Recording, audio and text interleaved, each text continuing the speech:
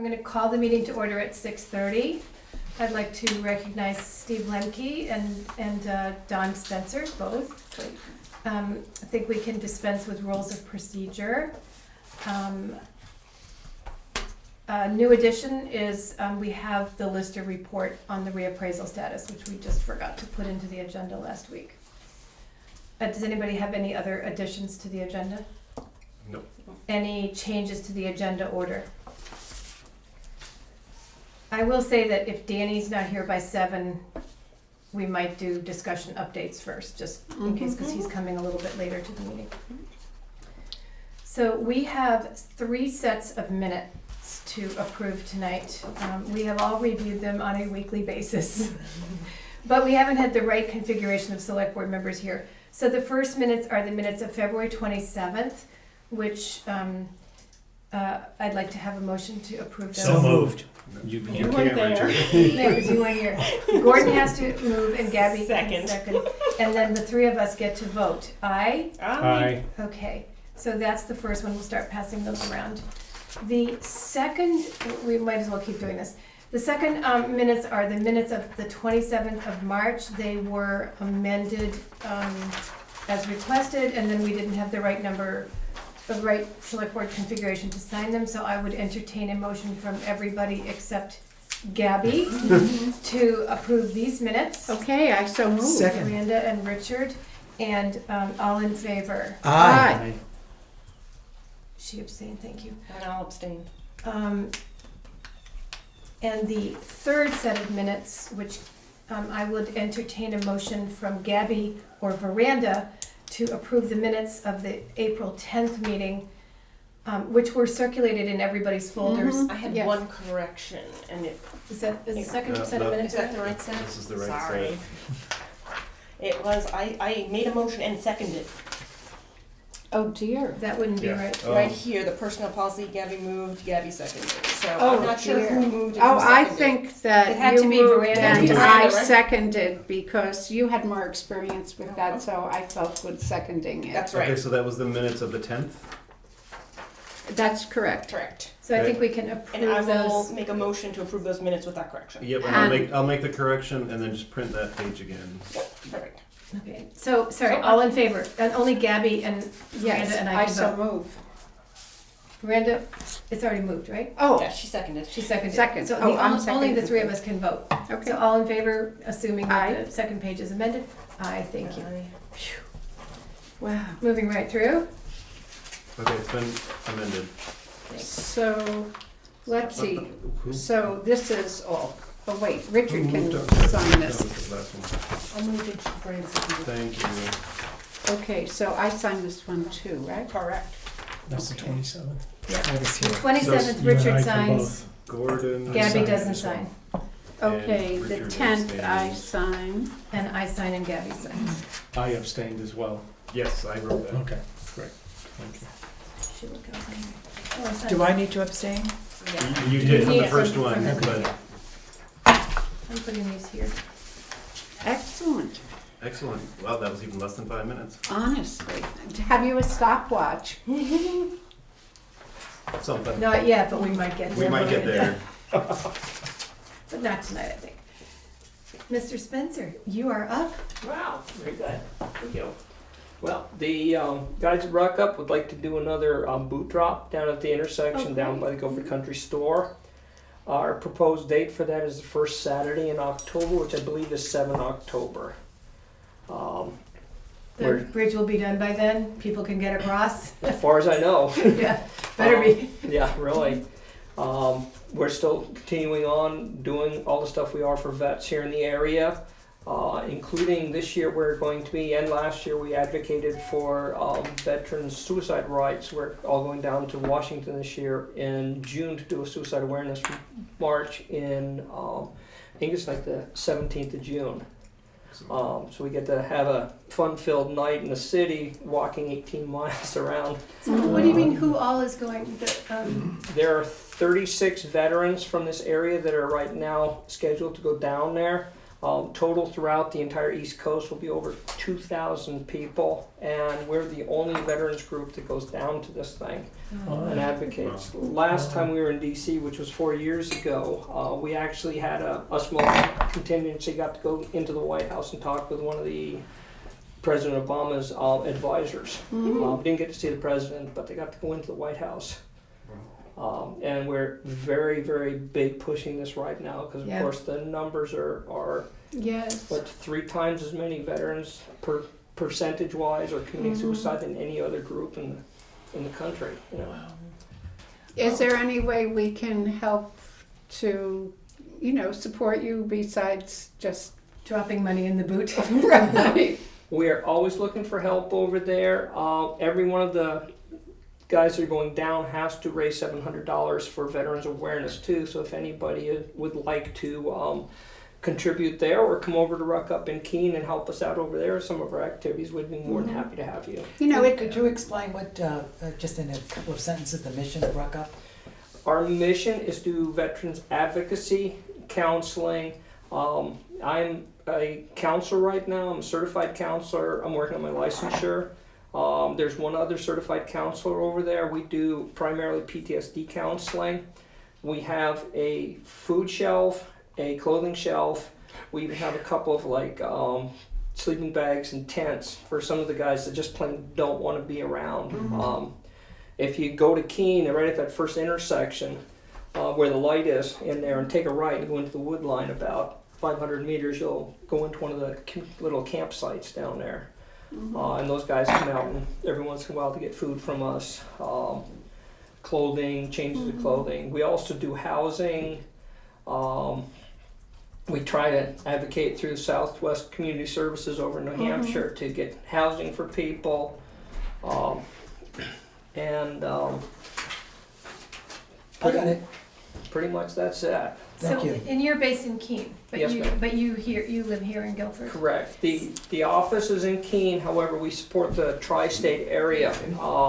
If you took from Keene and did a circle about 60 miles around, you would find people that come to Keene to support. So you're a national organization and Ruck Up is a local private nonprofit. okay. But we have people coming up from all the way up from Hartford, Connecticut, people coming over from Albany, New York, people coming down from past White River Junction, and even some people coming from the seacoast. Great. So, Wow. Sounds like a great organization. Don, one of the ways to, I think, raise awareness in this portion of Vermont is through Front Porch Forum. I don't know if you belong to it, but you could work with somebody in Guilford and put information up about that, and you can put your fundraiser up and just get it on people's radar screen. Right. And you on are the a Guilford Guilford resident, Gazette. right? So there's also a new website called Hello Guilford, Okay. which is hosted by the Planning Commission, and it's events and just sort of news and way to reach out to people.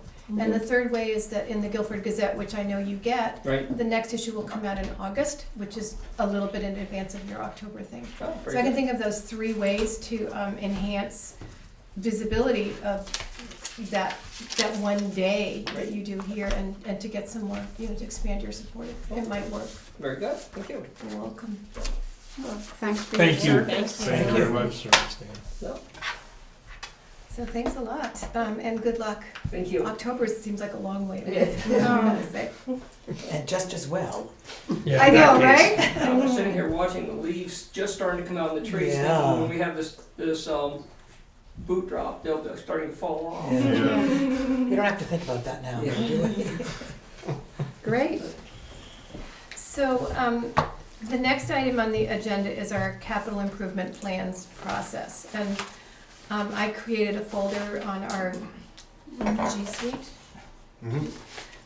to share some documents. We started this process in 2015, created a capital program and budget policy plan, and it was intended to be a 5-year rolling budgetary process for planning and financing the improvements and maintenances to town assets. We kind of didn't make progress on it in 2016. So we did commit at our first select board meeting to move forward with this, And we have 2 priority projects that are coming up, so I just wanted to make sure everybody had a chance to familiarize themselves with the capital budget and program and budget policy, which is on the website Yeah, and in the folder, and also with the memorandum of how it's supposed to work. And just to remind people, in general, that it is, the capital assets of the town and their condition are critical to the quality of services provided. A capital improvement plan is a multi-year financial plan for the construction, acquisition, and maintenance of capital assets. It provides for the planning of future financial resources and financing of projects, and identifies the future financial resources required to operate and maintain capital assets once they've been acquired. And another purpose is to try to reduce to the extent possible any debt obligations, and to be paying for this in advance and saving money up over time. So, I don't think we need to discuss that much more, but I would like, so one of the priorities is the town office renovations. And Peter Yeah, is I'm on actually- for that. Yeah, I'm not even gonna take 10 minutes, because we have a lot to cover. So earlier this winter, Did you need a motion on Ruck Up or? No, No? I Okay. don't think so. I don't believe so. Okay. He was No, he's just just letting us advising know, yeah, thank you. Information. informational, let us know what's going on. So earlier this winter, we had a couple things that went on in the town office that really precipitated the need for doing some work around here. There have been a number of things that has been on everyone's radar for the past couple of years, and so now we've kind of come to this point where we have a number of things that need updating and fixing and repairing within the town office here. So I have put together a request for a proposal for work specifically within the office, outlining the scope of the work, as well as qualifications for the providers, etc., and kind of went through details of things that we are currently aware of that need attention, and then also requesting, since this is not our area of expertise, requesting them to inform us of what other things they have noticed. I'm in the process of working to send this out to some local contractors to see if they would be interested. Before that happens, however, I wanted just to present this and wanted the select board to just take a look at the RFP, and you didn't have it earlier because I just finished it today. But wanted all of you, with your experience related to the board as well as living in the community, to take a look at it before I send it out. I do have a copy here, but I will also send out an electronic copy to all of That'd be you helpful. to take a look at, just because we have so much. I didn't want to get really in-depth Good. on this tonight. Could you highlight the main areas that you're listing in your RFP in terms of Absolutely. what you're trying to address? Absolutely. What, can you just say what the major That's what. improvement yeah. would be? Yeah, that's, Yeah, that's what I'll do. I'll highlight the main things in there when I send that out to you. Can I ask a sort of a broader overarching question? I mean, I thought when we had initially conceptualized the capital improvement plan policy that we were going to think about doing a capital needs assessment on all the buildings. We are, and this, because of the bathroom, Mm-hmm. this has taken priority. Okay, So but this that's is still the not plan. setting aside That's the correct. whole capital needs assessment. This is just saying, we have to get this Okay. out and done. And that's We have- fine, and we can phase it by building. I just Yeah. think that as long as we have a Yep. strategy about what we actually Right. Yes, want so- and intend to do. So we When should, was this policy adopted? 2016. 16 or 15? 2015. it 15, says sorry, 15 on the 15. website. Yeah, It's 15, I'm sorry. Yeah. So yes, this is part of that whole process. So the original RFP for the capital needs assessment has already been written, and I'll be sending that out later this summer for all of the town assets.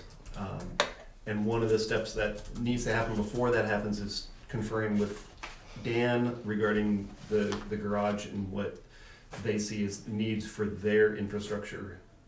So that we can make sure that gets incorporated into the capital needs assessment. Okay. The other thing is, one reason why this is, besides the immediate need, the other reason this was separated out is in conversation with Wyndham Regional Commission.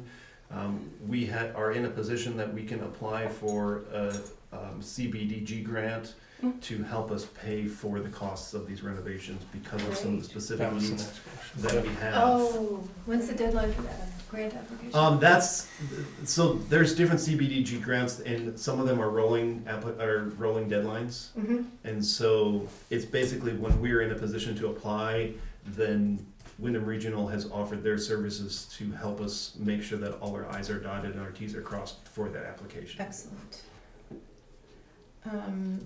So this is going out once you get feedback from All of you. different select board members individually, not Yep. collectively. You will get the CNA out relatively soon. Yep. Do we need to have a vote on what we're Yeah, gonna put out? if That's you're what gonna I actually implement would, with the RFP, I a think we need a submission. vote. then A we'll vote have to, To say, hey, send we the approve we are gonna go ahead with this this project. RFP to put out. So this RFP is separate. The select board already approved the CNA RFP last summer in What is July. CNA? We did, it was for? created, the capital needs assessment. Oh, Okay, but we're not doing But that one, that's- we're doing one for the specifically the office, town office, yeah. So right, this that we need to office. review. And the specific items that we need to address here. So since I'm gonna wait for feedback from all of you, is a motion necessary today until I get that feedback? No, but I think you can't send Do you it out think we- until we have a vote that Correct. we are Correct. all okay with it. Yeah. We won't all be here. Here at the next meeting. No, but That's- there'll be three of us. I just don't know if we should be waiting 2 more weeks to get this out. It's already summer, basically, and we have a problem, so I think Well, you wanna do it by mail? We can't. You you can't. can't. Well, Well, we need a is special meeting. there a way, a special meeting, well, aren't people leaving pretty soon? Sunday. Well, we still have three of us here, so we can do a special meeting Oh, with just the okay. three people that are Oh, Mm. sure. at our countryside. Yeah, I would urge you to do a special meeting by the end of the week, When do So- you leave again? Sunday. And just to get this moving, because it's been postponed for too long and we don't have a long time to do things like the roof and major, furnace and stuff like that, if that actually needs to happen. Have So, new things happened with the roof and the furnace that I'm Not- unaware of, or? in Okay. 2 years. So- Okay, I know there's a history, I don't want We to don't take need the to time go to into go all through that. it. Yeah. But I was aware of that, I know the bathroom is in need, but I mean, I'm hearing a dire need to get this out, that's We've had- been the we've had no situation for, acceptable bathroom for 3 well, months. that I understand, the So, bathroom specifically. Once you start doing the bathroom, then there's the whole issue about where the furnace goes and the heating system and, Gotcha. and then Okay, if so we it's a mess with rolling, insulation upstairs, Okay. what happens with the roof and the ice dams and, bleh. And then. Which is and fine. The Yeah. roof That's- it was already slated for the roof to potentially be replaced next year, based on information that Right. Katie had left behind. And so if we're doing this work already, incorporating it into the Oh, I agree. overall package Oh, yeah. would bring the I- overall cost down. I just wanted to make sure. Sheila, are you suggesting to have a special meeting with you two here? It or- doesn't matter, but I just think by the end of the week so that we can get it out instead of waiting 2 more weeks. I don't care whether I'm at this special, I'd like to be here because, Well, I have a question about how much input from us is really required for this. I don't have any special expertise. Oh, I like to look at RFPs. I know, I'd like to look and at Gabby it. does and, Okay, yeah, and I do, so, Me too. and you do too, so. oh, okay, Um, well, I'll like to no, I look think- at it too yeah. then. Okay, so, I'll get this sent out to all of you after the meeting, so you guys can have Okay. as much time as possible. and should we just call a Okay. special meeting right now? Friday morning or Thursday morning or something? I can't do Thursday morning. I don't think I can do either. Evening, 5 o'clock for 15 minutes. It only has to be for 10 minutes, literally. Okay, well, It'll Maybe be, can you send like a doodle poll or something around sure. so that we don't have to take up time for the Yep. meeting Yeah. right now? Okay. Sheila, do you have a standard list of contractors that you send it to, so you don't have to do all that too? Or, I don't care who's on that list, I'm just saying. We Is don't. there- We do not know, because it's not something we have needed to do on a regular basis. So you might think through some of that too, Yeah. because a special meeting is a good idea, because what can happen is that this is the kind of thing that gets a lot of second guessing because it's the town business, it's the town building, it's the local contractors, it's who you bid it out to. Mhm. What is the bid, is it the lowest, so it's not so much what it is, it's how it's done.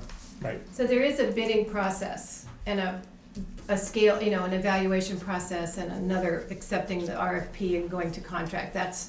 There's a pretty elaborate process there. Selecting who to do, is another challenge. So we'll get information on that. Danny, did you want to talk a little bit about what the town garage might need? Is that a high priority this year, or should we? I would say we can do it in the next couple of years. So that would be part of the That's capital gonna needs need assessment. New siding, Yeah, because the carpenter bees have got into it big time, so. Siding, and then we're gonna have to do something with the inside too. As far as new, walls, yeah. refacing the walls. But that's something that you can do in a couple of year period. So we will put that into the overview of the capital needs assessment. And then the old garage needs a roof, Why do we need to keep it? well, because we store stuff in it. Uh-huh. And that- Okay, so that'll be Yeah, part of that. All right, thank you.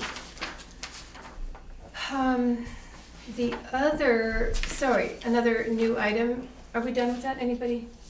So we're agreed we'll do a capital needs assessment. We'll look at this and we'll have a special meeting. So, Mhm. okay, thank you. Next on the agenda is the relationship between the town and the Guilford Free Library.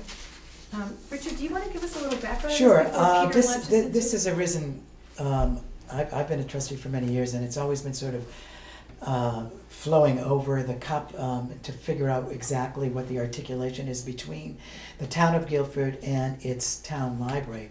I've always been under the impression, for instance, that the library is part of the town. It's sort of a department of the town. It recently came more to the fore because the library has been left several small contributions in estates, and so there's a question of whether we are a 501c3, that is a tax deductible, an organization capable of receiving tax deductible donations. And so that's what made us really figure, and we have a lawyer in Florida who said that unless we show him a 501c3 letter of exemption, we can't get the contribution that's been left. It's a very small contribution, but we still we want to have it. So I've been pushing the library trustees, and the trustees agreed with me that we should get a good memorandum of understanding, or what other vehicle that we can, that actually just articulates for the duration what the relationship is between the library and the town. And that's really what it is.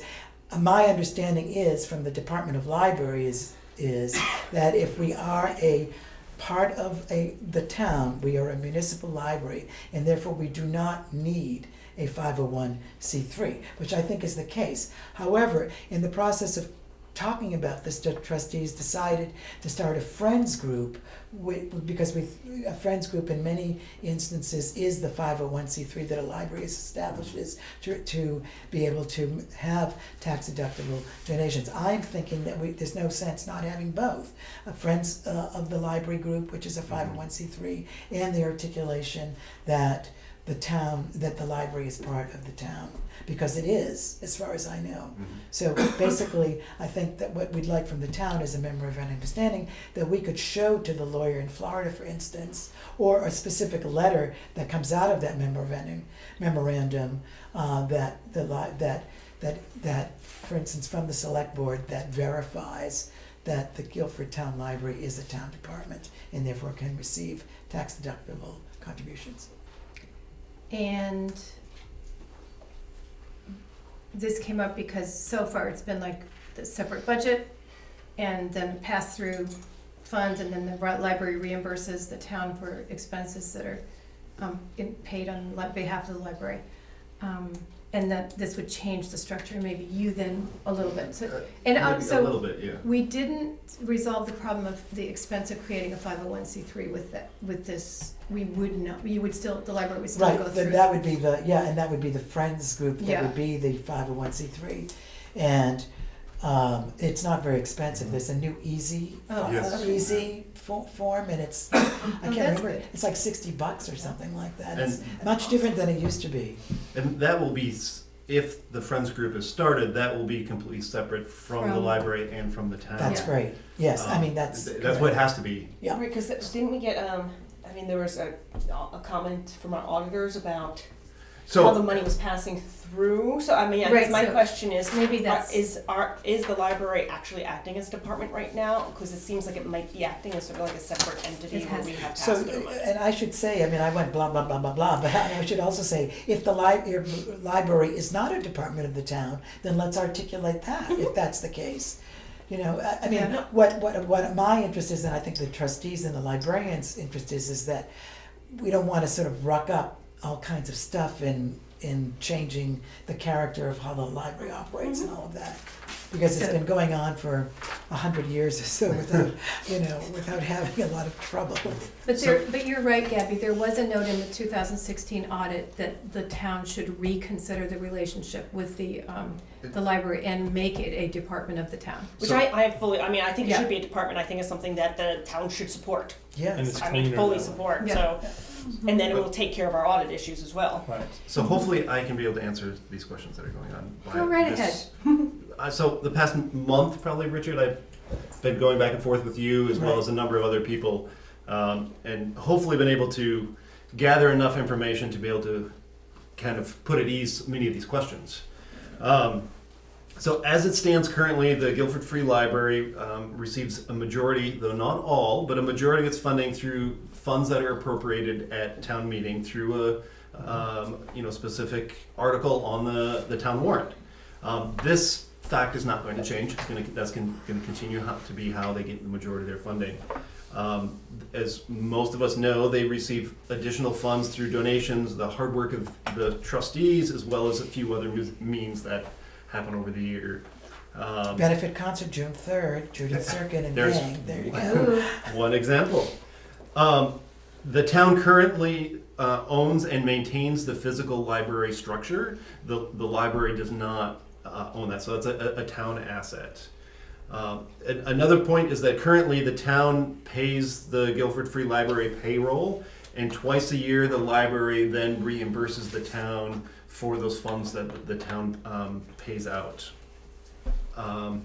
So this note that was in the audit by Mudgett, Jenné, and Co. last year was not a huge amount of information, but they did make two recommendations that they felt the town should choose one of the two, along with the library trustees should choose one of the options. One is to create a separate fund within the town account specifically for the library. So it would, the way that the library laws are written, it will continue to be an item on the town warrant at town meeting, so that's not going to change. It's just how it's handled within our accounting. Yep. Exactly. So that's one option. The second option is to incorporate the library within our general budget line. And that it would also show up on there, but it would just be slightly different within our accounting. And so those are the two options. There's different opinions about which one is better, which one's worse. There's positive and negatives to having it both ways, and it's really up to the library trustees how they would like to see it come out. why not the select board? And I will get to that question Okay. in just a moment. And the answer to that, in short, is based off of how library law is written within the state of Vermont. Okay, So at I the, like the way it's written. it's to your advantage the way that it's written. At the moment, As a select board member, as a I know. trustee. no, I know there had to be an advantage. so How is this going to work? Oh my God. as our librarian Kathy Wilkin has noted, the Guilford Free Library is a municipal library. So with that being that way, even the way that things are set up, private donors can technically make a donation to the a tax exempt donation to the town of Guilford. In that, the only stipulation is they need to include a letter with that donation stating that it is specifically for the use of the Guilford Free Library. That will then get deposited into our general fund, and then it will then get transferred to another line that goes where the money goes to the library. However, there's one small caveat with that, is if that's how it happens, and this is now into the future, the way that Vermont law is written, is that for those donations, once they've been received through the town, the library trustees then need to bring a vote before the town residents requesting to use those funds for a specific purpose. And it can happen at town meeting. You can call a special vote, and as long as, So you could do a blanket vote. you could do a blanket vote. So that's how what would happen without a 501c3 if it was donated through the town. So you get all the money as long as it's stipulated in the associated letter. You would just need to request permission to use that front, and that's the trustees, that's not the select board. Right, so if there were a friends group and that they received Yep, and I'll get to the that. contribution, then that process would not be. That's correct. Take care of that. That's correct. So Vermont has some very specific laws about libraries, both private nonprofit libraries as well as municipal libraries. I'm not going to go into how GFL became a municipal library, but it is a municipal library. And with that, according to Vermont law, if you wish, I can provide you with the entire Vermont law around libraries, which was more pages than I wish to tell you about. But this is a synopsis of what's relevant to this situation.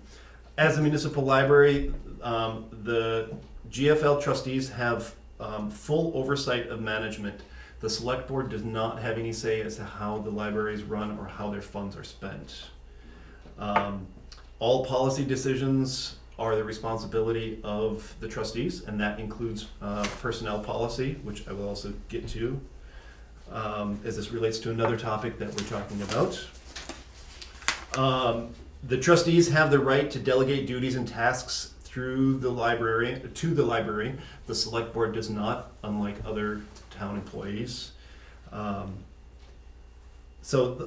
this is not always done, and that's related. The next item is that the trustees are responsible for hiring library personnel.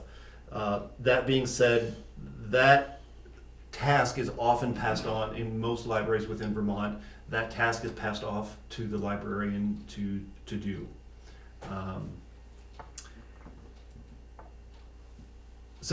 In the way that is under Vermont law, the way that it is things are traditionally run is that the library trustees manage the librarian, and the librarian is tasked with managing the library, including personnel and other resources.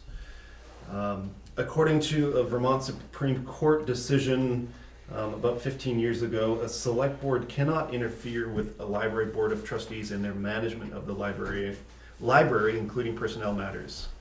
That includes even if the library or its staff receive town benefits, which at the moment they do not. This all sounds very much the way it's been run for the last 20 Yes, years. I mean, I'm not- The way I'm listening to this. Yep, and I'm not indicating that it's any different. This Yeah, is just no. how the law is No, written. I just wanted, No, that's Richard's great. close to this, so he would Yep. know. Good. So the trustees have the full authority and the right, and that's how it's written in the Right. law, to decide how all of their funds are used that are appropriated and or donated, and that also includes grants. With that, So, excuse me. Yep. But that doesn't encompass what we talked about in regard to contributions, because you said those would have to go to the town meeting. If they came If they came through through the the town town. of Guilford, as opposed to Friends of. Right. as opposed to the Friends. So do we need to make that clearer in that bullet? This is just the law. This is just how the law is written. This is not, I'll get to kind of some recommendations as I understand them. Okay. So because of that, it's highly recommended that library trustees adopt a personnel policy that's specific to the library. Thanks, Don. Thank you. So the trustees have the full right and authority to determine how those funds are used, and they can direct, without any influence of the select board, the trustees can direct the treasurer how they want those funds spent. And the treasurer has to honor those requests. The trustees can create a reserve fund for any unused funds from that annual budget. The only stipulation is that it needs to go before the town for a town-wide vote to approve a fund being created. Similar to the rest of the town auditors have the responsibility to audit the finances of the library. So the one thing is that if the trustees don't want to go through the effort required to request a town vote for how those donations should be used that are given through the town, that it's highly recommended to form, either for the trustees or somebody else, to form a nonprofit organization similar to a Friends of, or any other number of names that assist that. That way, any donations that are made to that organization can be utilized how you see fit. Right. And it's And that's not, a good rationale for what we've been talking about, yeah. Yep, and so you don't need to go to town residents for how to use them. Right. You know, between the trustees and the organization, you can, and so that organization can also apply for grants on behalf of the library as well, to be able to use those. That's right. If the town were to do that, you'd again have to request that at a town vote. So as you've heard in the past few minutes, you know, the state and municipal libraries in particular within Vermont is very complex, and our great little library is no different. So since it is already a municipal library, there's really no decision that the Yep. select board needs to take on this issue. It's just a matter of, for the library trustees need to kind of think about a couple of decisions to make. One is to create a 501c3 or have someone else do so. And if they do wish to do that, there's nothing within the Vermont law at the moment that states that the board of trustees, there's nothing preventing you from being on the board of directors of that Friends group. And then the other item for you to consider is, do the trustees wish for the town treasurer to pay the salaries or the wages of this library, the librarian and other library employees directly from the current account that we have in the library? Or do you want to continue the way that it currently is, where the treasurer pays out of the town's funds and then you reimburse the town?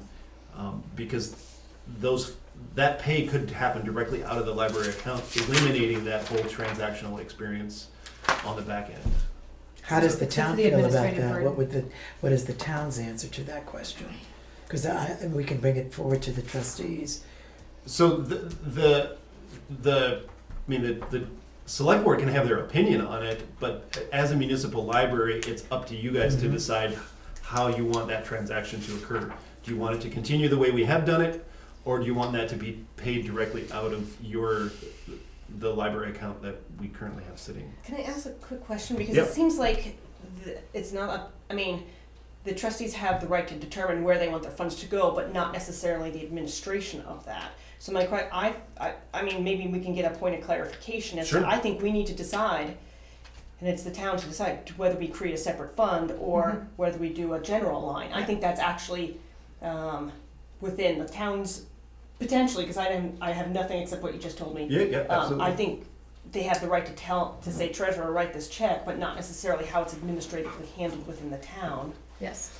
So I would posit that that's actually a decision for us to make, and Yes. for one, to me, that makes sense for both the treasurer and you and whoever is actually handling the finances.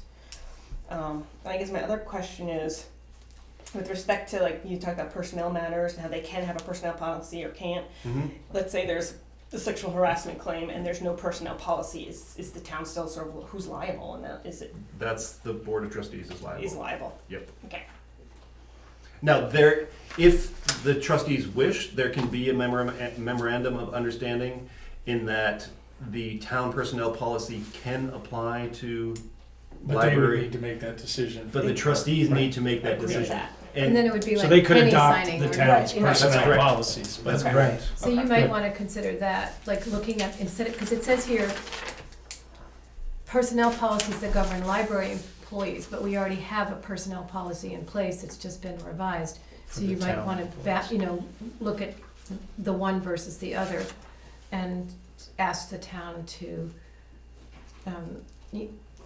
advise the town whether you wanna be bound by in an independent personnel policy, in which case I think the town should be aware of what that is, or adhere to the town's personnel policy, in which case there would be, the librarian would sign the same agreement that to abide by these policies, has received them and will abide by them. And in that memorandum, I'm understanding, based off of what I read about other libraries within the state, is you can, the trustees can stipulate that certain portions of that will be, the library employees will be exempt from certain portions of that, and only certain parts will apply. And that's. So you strictly could the- create whatever you want Yeah. based on that. Because I'm assuming if they're the liable party, they can. Yeah, they can do however they If want. you're liable, I don't care You don't what this care. is. No, From a town perspective. Well, this Oh, is, why, this is a very good, I mean, this think is it's almost the MOU, Yes, I would this is say, excellent. really. Yes. And this is Good a to very, understand. very valuable document for Mhm. both the town and the trustees. So good work. So it is Yeah, not it's an good. MOU. No, It- but I'm saying that it's you a- can come back to us with the framework Yeah. for one, Yeah. to the Mhm. select board for. So let me be clear that I understand what Gabby was bringing up.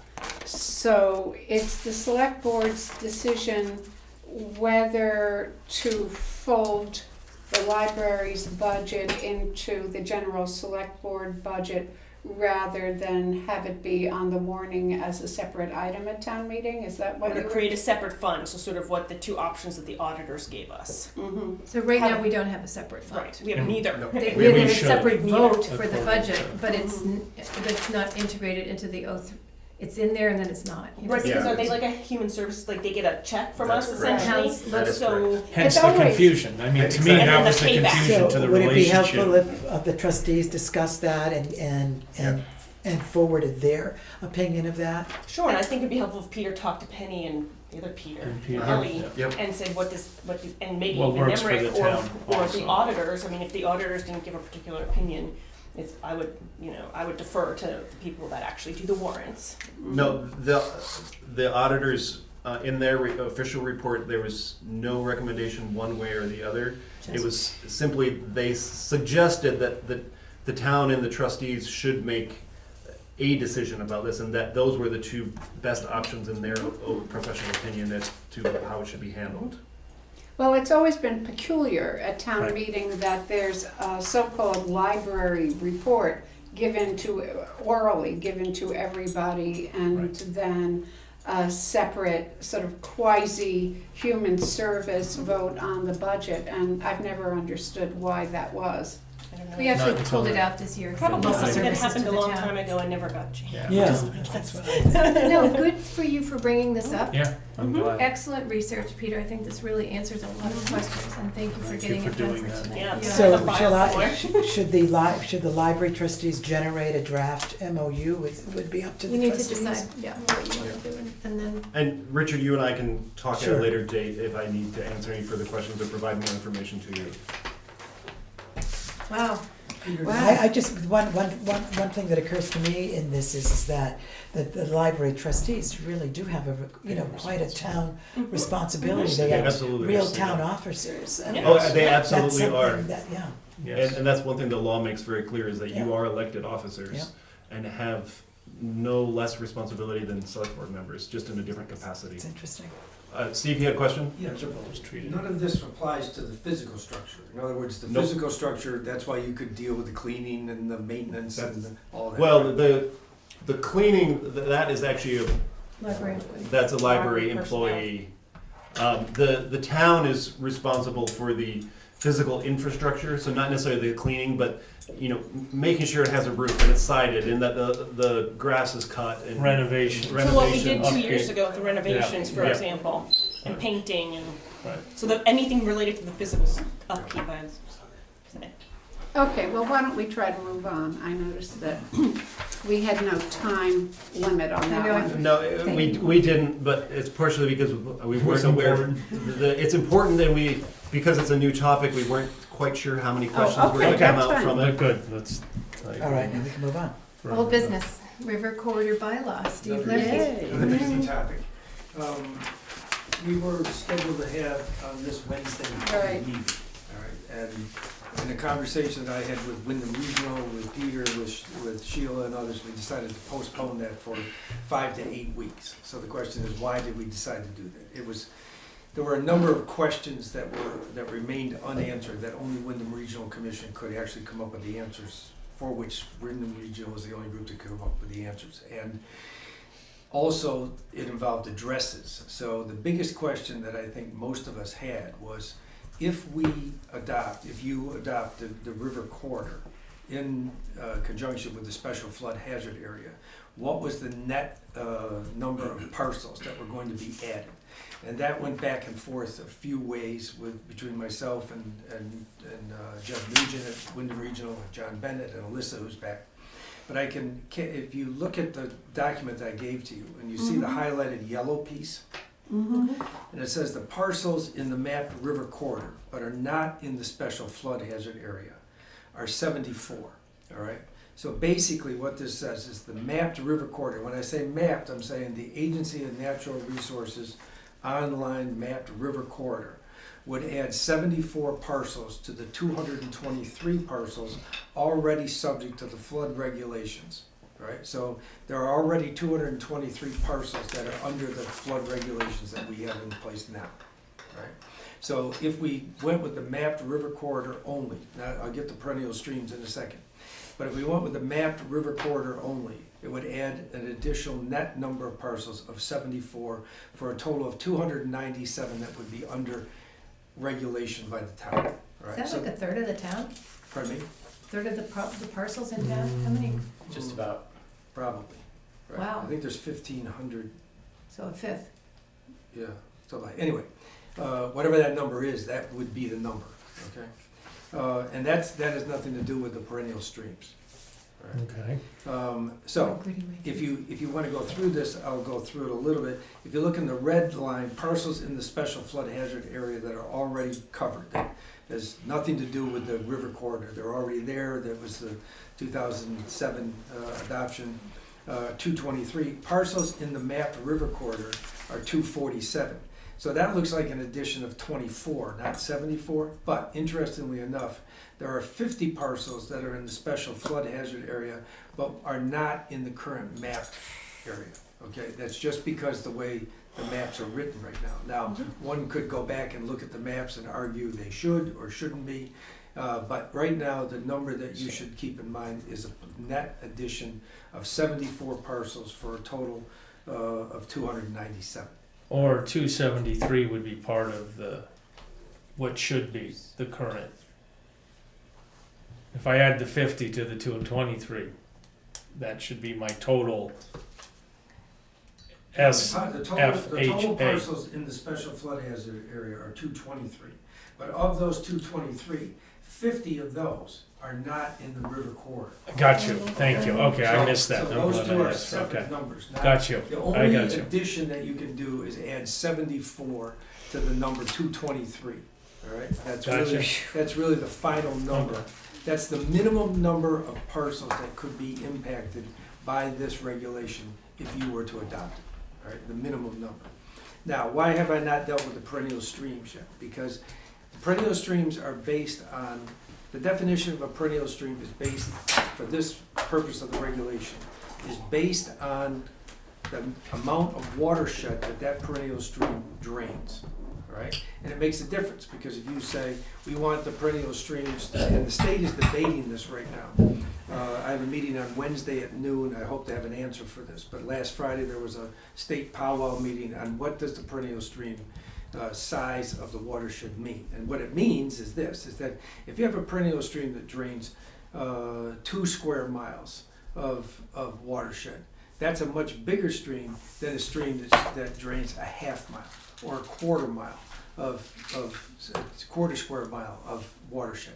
And that makes a difference by how many streams, what their definition ends up being will make a big difference in the number of parcels added to this document. Now, keep in mind, you as a board can decide at some point now or later to not deal with perennial streams at all. I just want to keep in mind that for your ERAF funds and the rest, you can do adopt a corridor, the river corridor plan with these 74 parcels and forget about perennial streams and still get your ERAF funding, Which would be the additional we're looking for? which is the That the additional 5% that you Okay. get, all right? The perennial streams is part of, is an extra thing that can be adopted as an extra regulation with the town, all right? Now, I'm gonna double check that on Wednesday to make sure that that's all Okay. in keeping with the way Agency of Natural Resources and ERAF look at it. It's all state that we're talking about. Okay? And today, is there any current money available if you include those perennial streams? Do you get any more? Do you get any more extra- other you than get- that? You get extra environmental credit I and gotcha. protection credit, but Okay. you don't get any more Okay. money. But it, so it wouldn't impact that additional 5% that we've talked about, or whatever that number is. At this point, it would not impact that additional 5%. You could You can adopt clarify. the regulation with the mapped river corridor without the perennial streams. All right, so I just want to make certain that that's clear with you. So when I come back, I will send to you a separate document. And Sheila, should I be sending it to everybody, or should I just send it to you and Peter? And then I you- think you can send it to everybody. Okay, so if I'm just reporting on things, Yeah, Yep, absolutely. I'll just send it to everybody. Then it removes this two-step process Yep. that I've been going through. yeah, And then- thank you. But obviously, you can't start talking about it because Right, that makes a right. difference. So could I just ask a sure. question? The consideration of the perennial streams, if the perennial streams are included in this overall plan, does that mean that the people, the parcels and people along those perennial streams will be subject to increased The parcels, regulations? right, the parcels and the owners of those parcels Yes, will be subject to not developing structures or increasing structures that are within a 50-foot buffer of the top of the bank Right. of the perennial stream. That's, the Right. river corridor itself involves, if you're in the river corridor, there are lots of regulations that or the special flood hazard area, mhm. you can still build something, but it has to be to certain Right, specifications, I understand that. But the perennial streams, it's a 50-foot buffer, Okay. right? That's the question that comes up. Gordon? Well, I'm back to being so confused, because either, it sounds like the perennial stream designation from the state is not clear, Correct.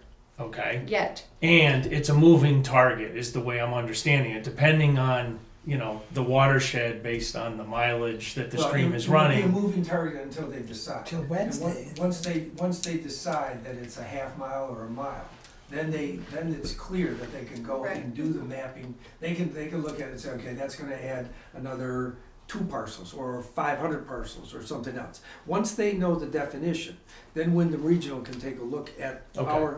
our flood corridor and the perennial streams that fall under that definition, and then it will be definitive. It will say, Okay. these Okay. are the perennial streams. Okay, fair enough. And these are the ones that will involve these parcels, and that total number of parcels is this. And again, one of the reasons we canceled the public meeting is without knowing how many people we should invite to this, and more importantly, who we should invite to this, Right, and under what circumstances we should discuss this with them. There's no sense talking about a bunch of perennial streams that aren't going to happen, number one. So the Agency of Natural Resources website has very clear definitions of a perennial stream and the permitting processes required to do anything in them and stuff like that. And you're saying that this is in flux? I'm saying they're looking at the definition of the perennial stream. Okay, Right, because I think they're looking at the number of parcels and people and situations that this will impact. you know? Yeah. Because I think as each town gets into it, they say, okay, this is it. right. yeah, Whoa, that's a lot. it is. So I think, that's what's going on now. And after my meeting on Wednesday, I may or may not have a full definition of that, but I will have more information for you based on what I know at that point. I'll Okay. send it up. Fair enough. Now, That's great, Steve. The question that really comes up after that, That the mapped river corridor can be adopted without, and perennial streams can be excluded.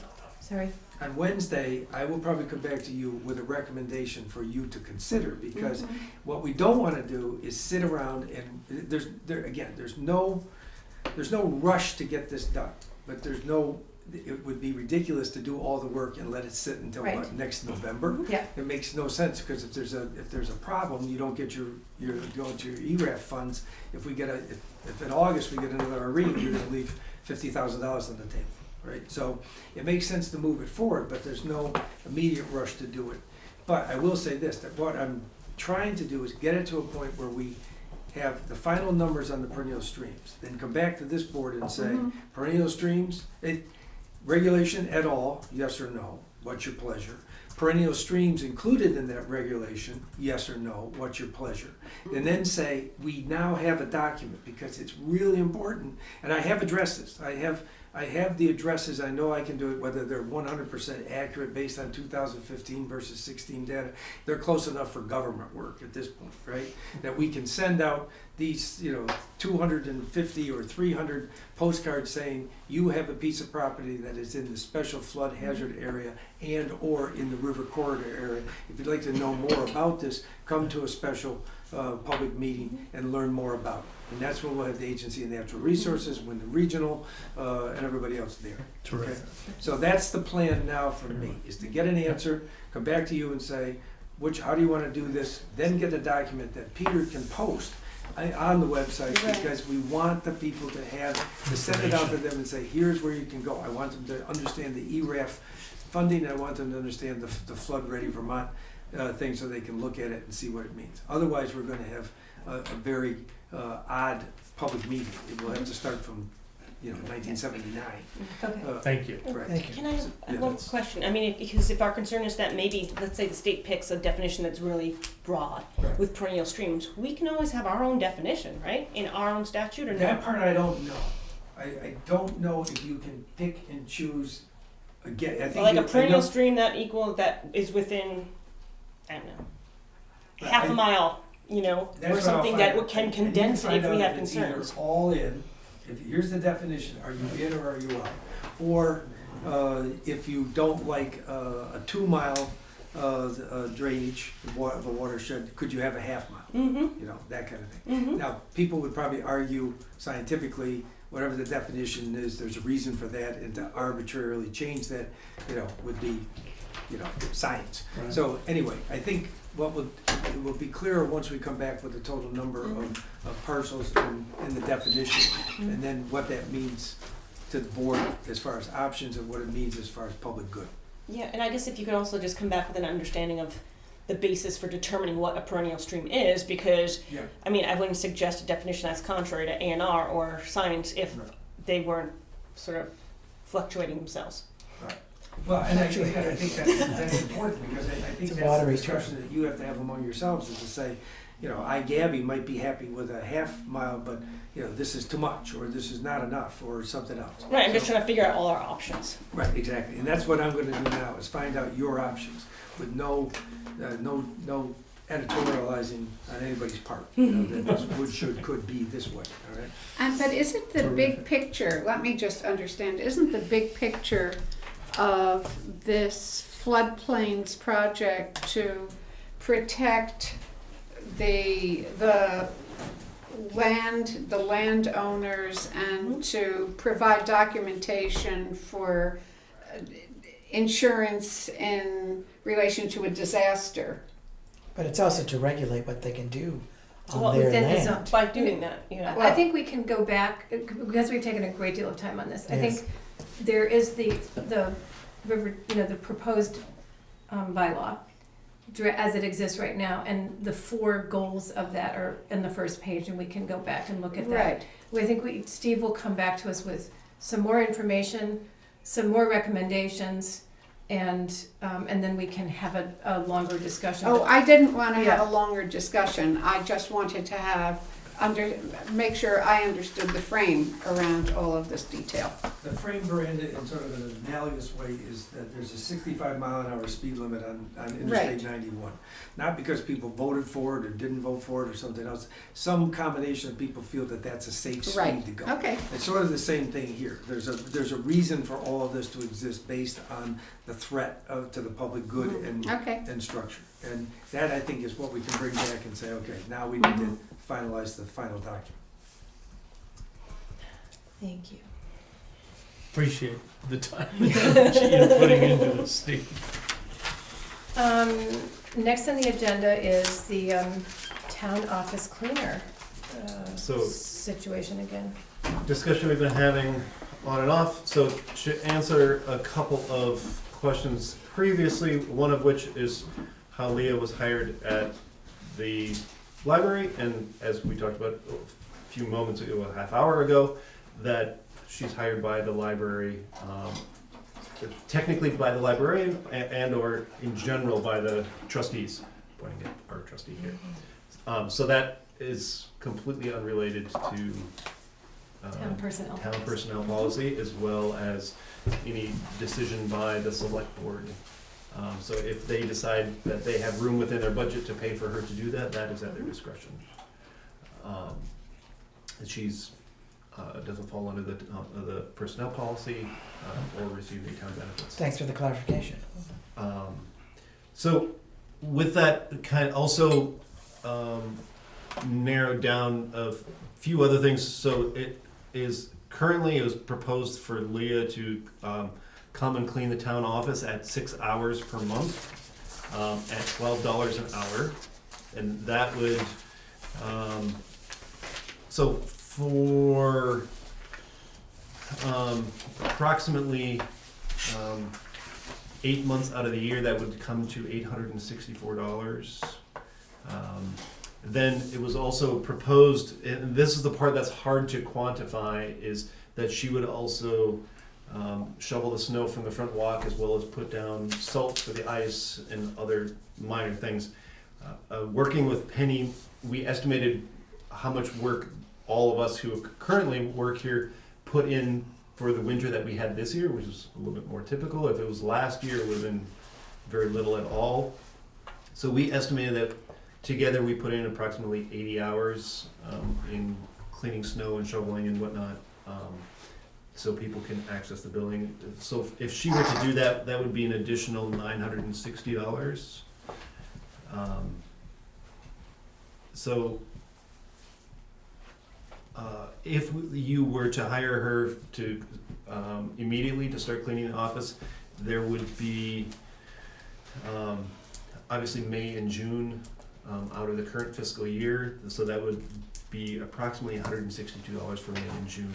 We do have, out of the 003 3068 building repair and maintenance, we currently have $700 remaining in that budget, for which we could cover those costs for her for these 2 months. One of the other questions that was posited was whether or not it would, or how it would impact, hiring her to clean the town office, how it would impact I'm sorry, I just blanked out on where I was talking about that. Passive? Yeah, our passive insurance. And per Susie Benoit at Passive, it would actually be less expensive and reduce the town's risk by hiring her as an employee versus hiring her as a contractor. She was not able to provide us with the exact dollar amount at this moment, but she will be here in May doing our annual passive review, and she could provide us with that number when she does the review.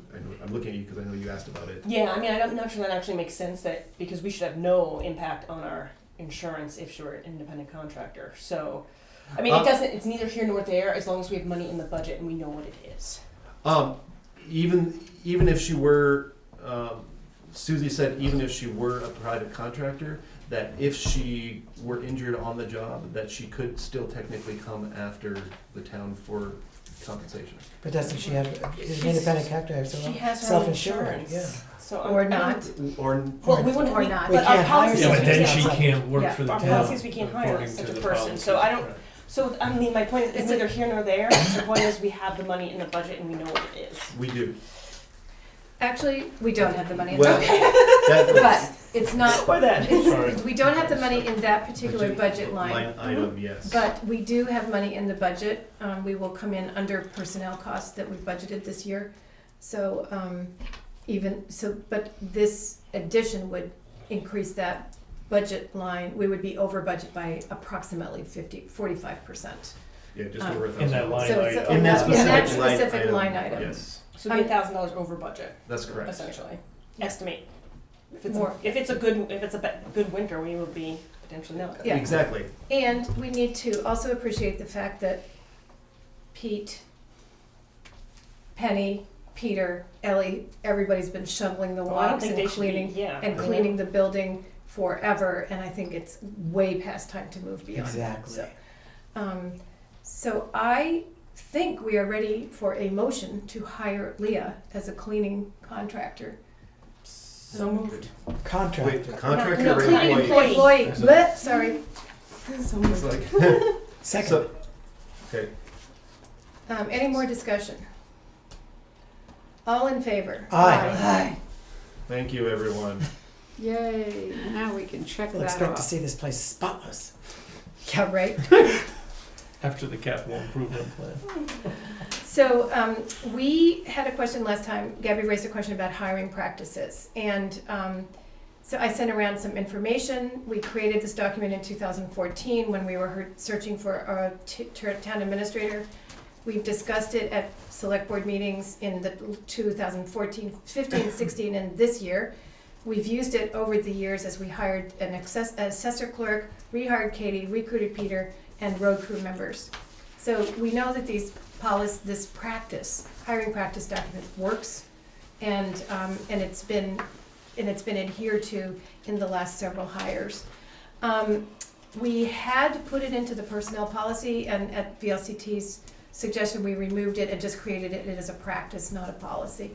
And you wanted to review it, so. No, so everyone keeps saying that, but I didn't. I actually just said we should know about it, and that if we want everyone to follow it, we should just make it clear that it's a SOP.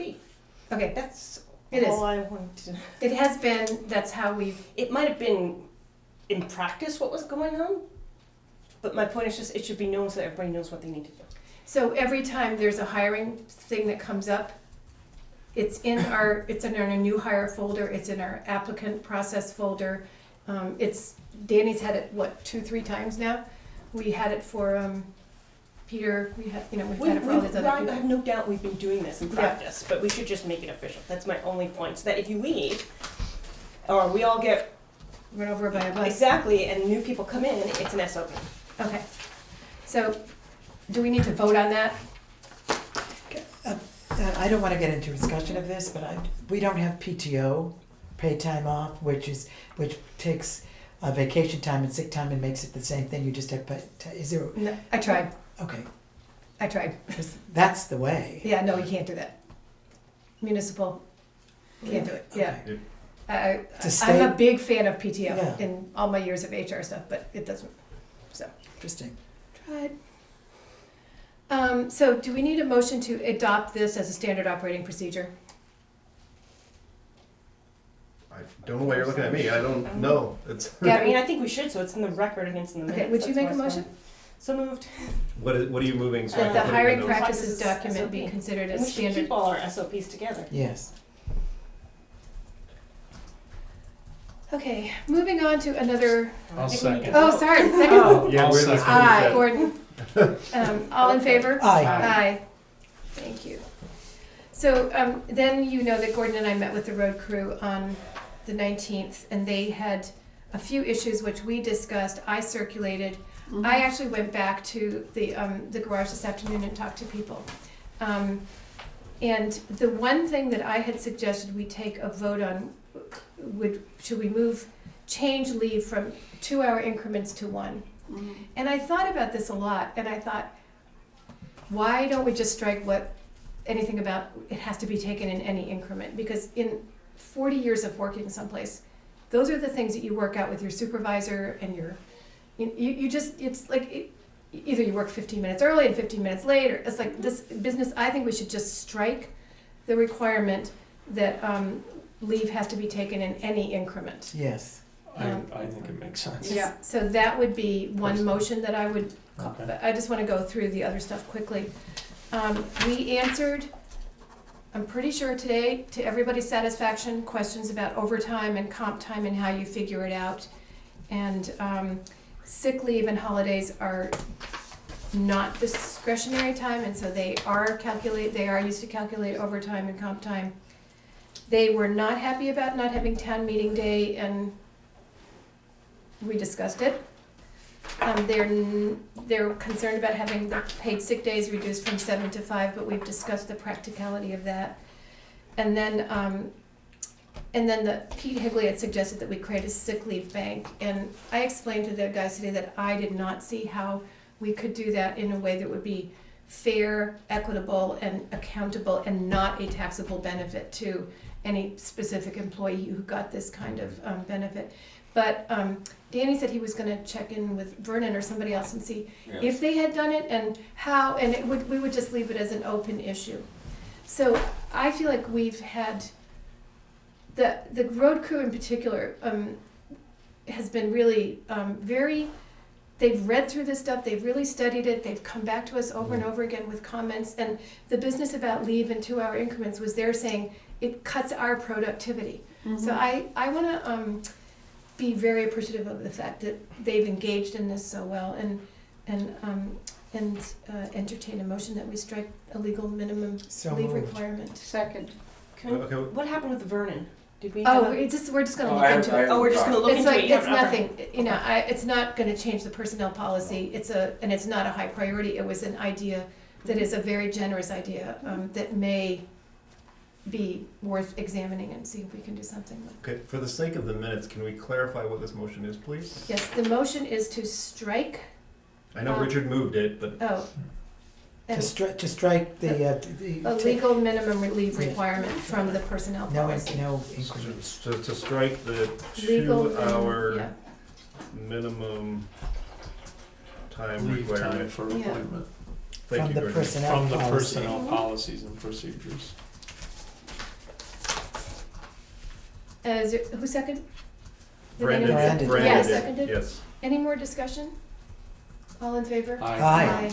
Thank you, everybody. Good solution.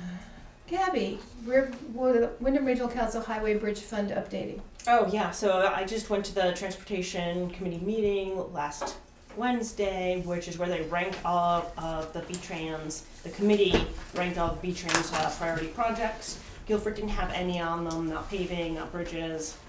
I forget there's 5 different categories. And Erica Roper, who's the new sort of in charge of that committee from WRC, really great, and also sort of just gave me a quick rundown about the V-Trans priority projects and how that works. So the WRC Transportation Committee votes and they prioritize 1 through 5 or 1 through 6, and that counts as 20% consideration in prioritizing and moving forward different projects. Just so we know, there's a couple different funds, there's a number of different funds we can use to, for example, replace bridges. We have 2 bridges on a pre-candidate list for the town, for the V-Trans priority projects. Number 60 and 62, Fitch Road, and the one by Jelly Mill on the River Road. Her suggestion was that it was actually more appropriate to have those bridges move through a structures grant rather than be on the V-Trans list. Some things to keep in mind with the V-Trans list is that when they build bridges, it has to be to federal regs, which means they're gonna be bigger. Inappropriate. Yeah, so she suggested bridges that would be appropriate for those type of fundings might be something where we want a walking bridge or a bicycle path. So it's gonna be sort of an overbuilt bridge.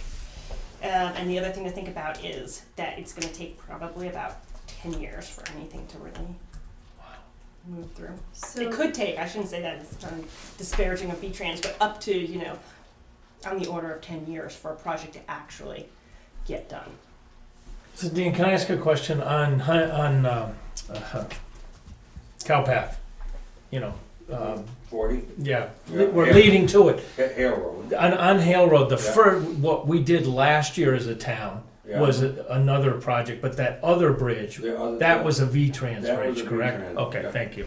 That was a 600 and, Yeah. I think right around 650 for that one.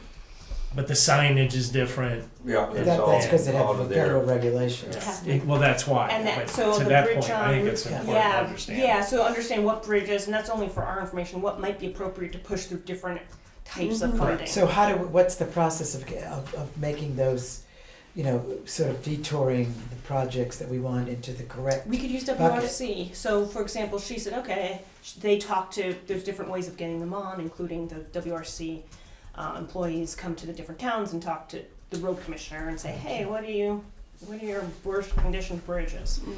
And then they sort of can get on the pre-candidate, or what do you need paved, and is it appropriate for the V-Trans, or like she said to me, like actually these bridges might be more appropriate to move through structures. I met with V-Trans today.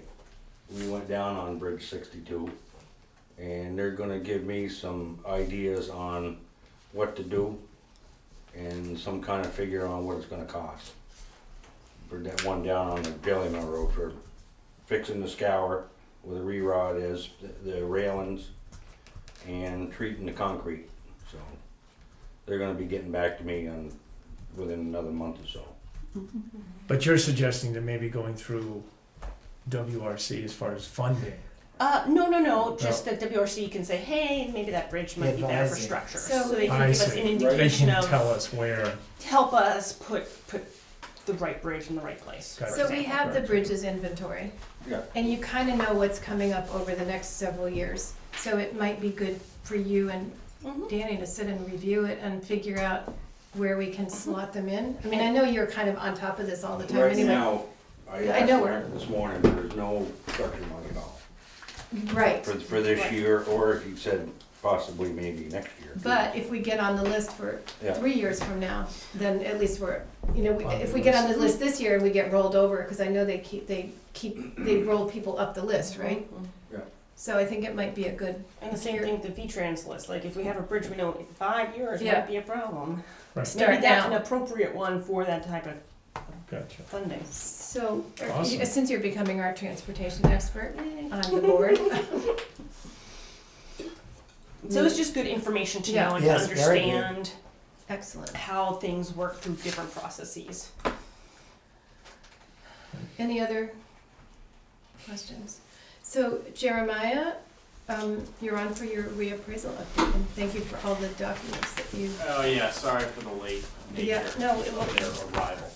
You can have it. I actually, This is I've the got whole mine in thing. the, Andy, thanks. All right. I brought Well, This one is- we'll leave them Unless here it's anyways. changed. I'll take one. I didn't know you were gonna make I that. don't think it's I changed. printed it out. So Lisa may show up in the middle of this. Even the Okay. calendar. She's- well, we have 15 Yeah, no, I'm just minutes, letting you so, know that, yeah. you know, that, so really I came to do a status update on the reappraisal. Right. I don't know if all this new select boards, anyway, Guilford's going through a reappraisal that was scheduled to be completed, for this tax year. Currently there are, we have 418 properties that have been entered of the 930, so into our program, the inspectors have entered approximately half of the work that they've inspected. And we have about around 200 properties left for them to inspect. We just sent the last mailer last week. So basically what's happened is we've run behind on our projections on them completing. And so we did a review of kind of a timetable of what needs to be completed and when. And I guess I would like to talk about the rest in executive session. I know that that's at a later point in this meeting because it gets into a contractual matter. And so if there's any questions regarding the status, I can certainly talk to those right now. so I do have a question about the status, and I Right. understand that we need to Yep. to do the Perfect. contract later. Because the reappraisal was scheduled for 2017, and this is my very lay take on Yeah. this. I would assume that the housing market in Guilford in the area, the housing prices have decreased, and therefore the grand list might decrease, right? In other words, there's no, because if you're looking Really, at comps for what sales, happens with markets is there's segments of a market, so there might be the high end of the market appears to be weaker, and then the lower end of the market seems to be pretty steady. So like you have different segments, so I don't think it's a straight, okay, line so projection. it is possible, however, so I've been hearing about a little uptick in the market, Correct. starting in 2017 to 18. So it is possible if we postpone the delay the contract, fulfilling the contract by any number of months or a year or something like that, that homeowners in certain segments would be penalized because the impact on their appraisals, assessments, would be different a year from now than they might be now. So to speak to that, there's a CLA which is supposed to capture what's going on in the market. So right now, CLA is the common level of appraisal. Okay. So right now our grand list is at 94%. So whatever your assessment is today, effectively is 6% low. So if you multiply, so if you have a $100,000 property, its effective tax rate is $106,000. So that's how the state. So really, what matters is the underlying data. If the data is right, then it doesn't matter as far as where the market necessarily is going. So what we're trying to do is provide equity with the properties. So, if the whole market goes up 6%, it's fine as long as all the properties have the right assessment on them. okay. That's kind of, And by underlying data, you mean like 4 bedrooms? Right. Stuff that's not going to change. it's unless they- physical evidence, square footage, those types of things don't change with the market. Those are characteristics of the property. So right now we want to make sure that data is as accurate as possible with these inspections, because that's the purpose of these inspections, because that's what the state's saying. After like 10 years, if you haven't done these on the ground inspections, they're starting to question the quality of what's going on. In a town like Guilford, for instance, we don't have zoning in our town, so inspections are more of a paramount issue because you're trying to treat every taxpayer the same. So, Okay. So I think we can stop the discussion there and then carry on the contract discussion in executive session. Perfect. Thank you. And thank you for that quick yeah, I update. tried Yeah. Danny, general update on the highway stuff? No, we're just trying to get roads graded. And, about it, just doing our routine work. And, also on May 10th, there's a meeting in Barry that we go to every year. It's the Vermont Municipal Employees Field Day, where they have different vendors there and equipment, and I'd like to take the guys up there Oh, that's a good idea. on the 10th. We've been doing it for a good Yeah. number of years, so. Thanks. The other thing is the purchase of an excavator. I got the specs, just dropped them off today. Yep. I just gotta go through them and finalize it, and then I'd like to get it out to bid, so. You have 2 sort of quotes, but you have a lot of negotiations to do. Well, Yeah. I mean, I have 3 quotes here, and you got the 4th one you were waiting for, you got today, you said? Yeah, I got another, well, it's a spec sheet, you use it. When you do specs and you send them out to bid, I mean, this machine's gonna be 2 more horsepower than the other machine, the track is gonna, these guys nitpick all this stuff, so you try to make just a general spec, and you pick the machine you want and which everybody likes. I mean, it's So, the way it usually goes. so I think what you're doing is you're getting the information, you're gonna allow the select board to understand the cost benefits of Yeah. renting versus purchasing. It looks to me like, financing is more expensive than any option, and that, and I know we have the equipment budget, that we have some money in Yeah. it, so to, It's, in the total dollar amount, yes, it's more expensive, but if he leases it, he only has it for a set amount of time during the Right. year, whereas if for a few $1,000s more per year, if he were to finance it, he could have it for, all 12 calendar months. Yeah, if you purchase it, you got it. I mean, you. right. I thought the lease was, no, So- the lease is a No, 10-year no. lease or a 7-year lease or a 5-year Yeah, lease, not yeah. a month lease. This is not leasing, so this is a rental versus purchasing. Yeah, It's gonna be a purchase. It's Yeah. not, so that we didn't include the lease, I did not include the lease information right, I in see this. that. Well, you did the financing, which is 3%. How big a unit is this roughly? That's the financing It's option. gonna be right around 16,000 pounds, between 16,000 pound and 18,000 pound machine. This So one, only which, this one. Yeah, I know. Which Kubota? Cheaper for purchase only. They're all the- not for- I know, but you know the number on it? I don't. Okay, didn't- I can haven't- find out later, but it's The only about ones I've done 16,000 so far pounds. was Volvo, John Deere, and Cat. Okay. So we have no decision to make on No, this. no, You- no. We're just getting, Information. we're You just got saying, information. You got nothing. thank you, you're following the right process, Yep. that's great. Okay, thank you. Any more questions on that? Scott, warrants. I'll make the motion to pay the following payroll and expense warrants. Payroll for the week ending April 16th, 2017, in the amount of $5,891.49. I so move. Nope, So- nope, Oh, don't go we yet. did. Oh, She's already moved it. She's moving it right now. Okay, Payroll for the week ending May 20, is that right, May 23rd? No, April 23rd. April 23rd, 2017, in the amount of $6,488.47. Expense warrant number 1720 in the amount of $17,563.15. And expense warrant DP 20 in the amount of $101 for a grand total of payroll and warrants of $30,044.11.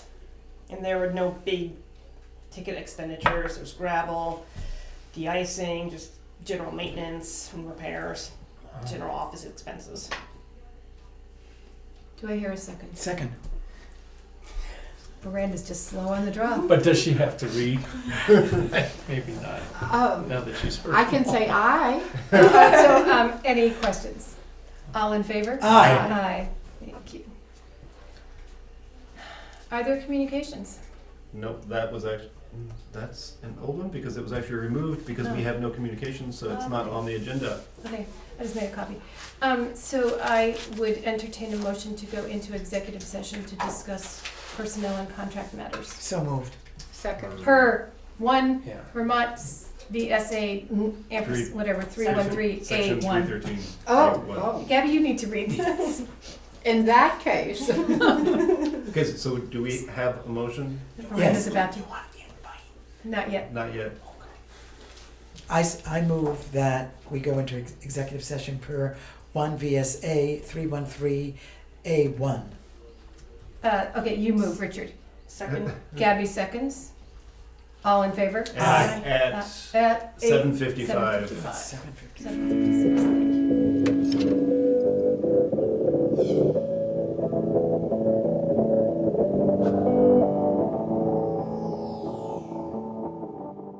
44 p.m. The select board is exiting executive session at 8:44 p.m. And we, for the record, we invited Dan Zambreski to talk with us about the road crew and the listers to talk to us about the reappraisal. and Peter for both. And Peter for both. Thank you, Gabby. And so at this time, the select board has two actions to take. The first is I would entertain a motion to accept Danny's recommendations for completing the road crew. I so move. Second. And is there any discussion? More discussion? Okay. All in favor? Aye. Aye, thank you. And the second motion I would entertain is to approve the lister's discussion with the contractor about the reappraisal schedule so that Guilford residents are best served by this process, and then they are to report back to the select board with recommendations. So moved. Gabby Second. and Richard, thank you. all in favor. All in favor? Aye. Aye. Motion to adjourn? Motion to adjourn at 8:45 Second. p.m. So that was Gabby and Richard, or Gordon. Gordon. And I would say that before we adjourn, that the next meeting is on the 8th of May at 6:30 p.m. And I will not be here, so And Gabby so will Gabby will be presiding. hearing. Right. Okay. Could we have a vote on adjourning the meeting at 8:46? 8:45 to 6. Aye. Aye. Thank you. Aye. Brenda, are you Oh, okay to leave? yes, indeed. Too exhausted to say aye.